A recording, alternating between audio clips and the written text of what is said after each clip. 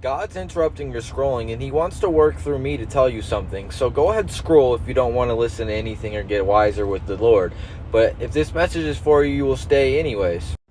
So I see all the time, there's so many teachers or preachers or whatever you want to call them on this app that'll talk about how faith is what saves you. And that is correct. Faith is what gets you in the door. But let me put something into perspective for you that God's trying to teach you. And he's recently taught me. Let's say, for example, you argue that you're a Christian, right? You go to church once a week, right? You say your faith is so strong. Okay, let me put this in perspective for you. Now, what if somebody who walks up to you, who is truly in love with Jesus, who truly represents it in their life, who goes to church more than you can imagine, helps lead in church, helps do all these things, comes up to you and you guys are having a genuine conversation, and there's things that this person knows that you don't know. The way they love Jesus is way more prominent than the way you love Jesus. And my point is, and the point that God's trying to make here, is that faith can be very weak. Like, you can say you believe in Jesus, but if you don't represent it, faith without works is dead. That's directly in the Bible.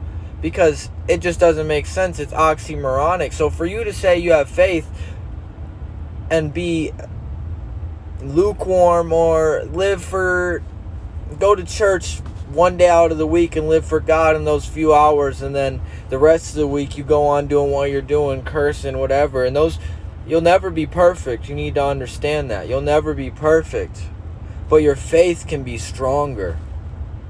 You can love Jesus more. You can do more.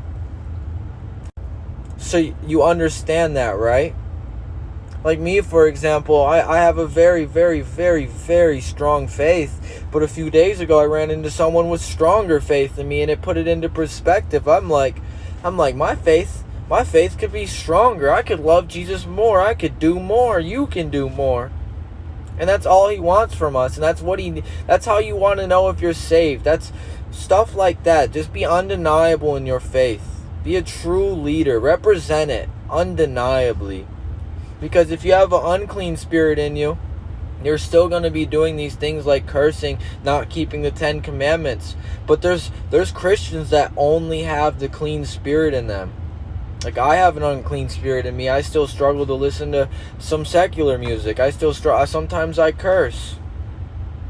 You got to defeat that unclean spirit. And if this message resonates with you, type amen. Send this to somebody. It's important.